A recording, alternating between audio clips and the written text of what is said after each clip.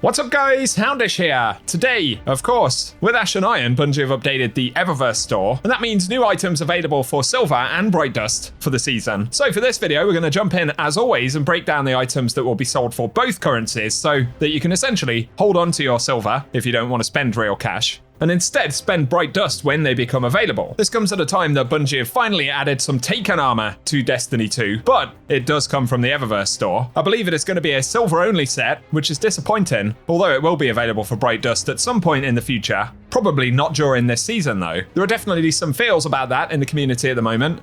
And before we get into the items here, something else to be aware of, Bungie say, we're investigating issues where some armor pieces, ornaments, emotes, and finishers have higher than intended Bright Dust and Silver prices in the Eververse store. I mean, how does a bug cause something like that to happen? Surely, those values have to actually be inputted quite intentionally onto these pieces of gear. I'm not a game dev though, so who knows? They do say any Bright Dust or Silver amount paid above the intended price will be reimbursed to players in a future release after the issues are resolved. It is bonkers how many things are broken at the moment. Let's focus on the new items though. As you can see here, there are a bunch of things that are going to be available exclusively for Silver in this update. That includes the Taken armor, also some exotic armor ornaments that you can see there. So we won't focus on them too much, but it also includes a few weapon ornaments, so things like the Idol of Rabbits for Devil's Ruin, the Wingbeat Hymn, an ornament for Choir of One, as well as Cloud Render, which is an ornament for Sturm, Splintered Mirror for the Wicked Implement, and finally Skull Splitter for when we finally get Wolfsbane. Weapon ornaments that will sell for Bright Dust and Silver though, credit to todayindestiny.com for this breakdown, but we have the Sweet Spoken ornament for Ergo Sum. I don't believe that is yet sold for Bright Dust, so just a heads up, it's 700 Silver or 1250 Bright Dust. They'll also be adding the Whirling Ovation ornament, Star Spin, that will have the same costs associated with it, so you can hold out and instead spend Bright Dust if you want to. Otherwise, there is the Mag Spike ornament for the Graviton Spike, previously only available for 700 Silver, but it is going to come up for 1250 Bright Dust, as is the ornament for Icebreaker, which is without ceremony right here.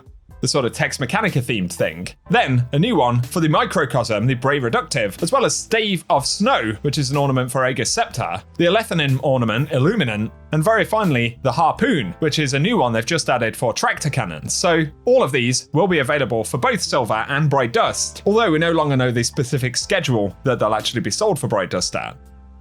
Other things that have costs for both Silver and Bright Dust include the Witchweed Shell, that will sell as a Silver individual item and in a bundle, but can be bought for 2850 Bright Dust. Then we have the Netper Shell, which will come up for the same cost for Bright Dust, and the Supernova Shell. Another new one is the Indigo Strider, and then there is the Quicksilver Squall Shell as well as the Wreck Scrapper Shell. So just keep in mind for any of those, they will pop up for Silver in the store, but they're also going to be sold for Bright Dust. Onto vehicles though, we have the Neon Scratch, which has been updated, that will sell for 2,500 Bright Dust, as will the Snarling Mask Exotic Sparrow. And then we have some others that fit into bundles that actually match some of those Ghost Shells, so there is the Indigo Sprinter, which will eventually sell for 2,500 Bright Dust, as will the Tachyo Striga, so there are some Osteo Striga sort of themed things coming up for the store, as well as some Graviton Lance themed ones, so there's the Particle Jet Exotic Sparrow. Then of course the other themed set will include the Quicksilver Tempest. Next up we have the Daemon Flight, that will sell for 2,000 Bright Dust, the Gravity Wave Exotic Ship, which will sell for the same cost, although it will also come up for Silver, as will the Cyclogenesis, which is actually a kind of cool looking exotic ship to be fair. And then we have the Star Scrapper Exotic Ship, followed by Indigo Wing, which again will all come up for the same costs.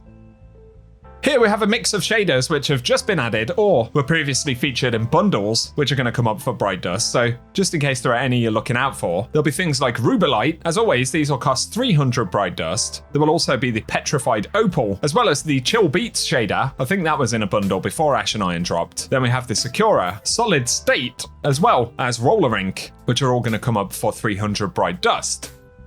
Otherwise, for upcoming armor sets like the Festival of the Lost stuff, this is the new set available for this year. We're looking at the Hunter Helmet here, but the costs involved will be 1,500 Silver, or, as always, 6,000 Bright Dust for the event sets. And that will indeed apply to all of the event sets for Festival, so I think Bungie will be featuring ones from previous years, much like we saw with Solstice, which will all be available in the store. So there we go. That's a breakdown of the new items available for Bright Dust. There are at least a few, but safe to say there's a lot of things that are only going to be available for Silver. I totally get the frustration that Bungie have taken feedback for years that we really wanted a Taken armor set, and they've finally gone ahead and added one, but as a Silver only thing, that's definitely disappointing. To be honest, I'm not massively worried about cosmetics in the game. I'm far more concerned about the actual general health of the game and whether Bungie are making the right updates in relation to power leveling, which is currently broken, and they haven't commented again on why it's broken and when it'll be fixed. That's really frustrating.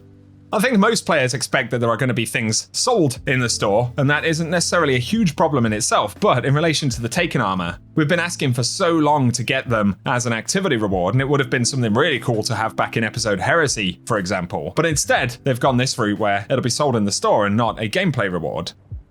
Players find it extra frustrating, not least because the new sets that Bungie have added with set bonuses for this update are basically reskins of sets that we got for Edge of Fate, which were already very basic, so when you compare those things side by side, it does kind of just look bad.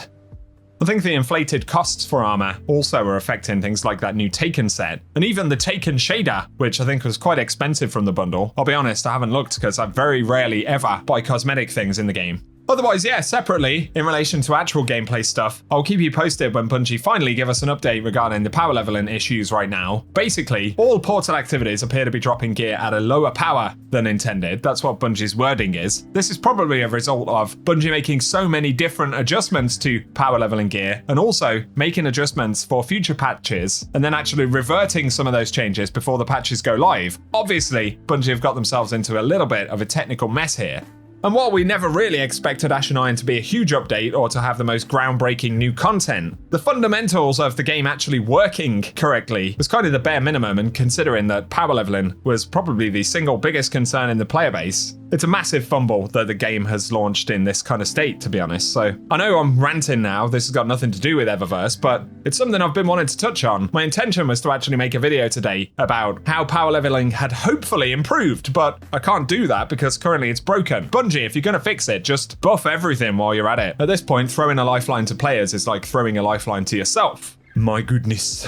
Right, I'm going to leave it. There we go. If you found the video helpful, a rating really does help me out on the channel. If you're new around here, get subscribed if you want to be kept up to date with the game. But otherwise, thanks for watching, and I'll catch you guys very soon.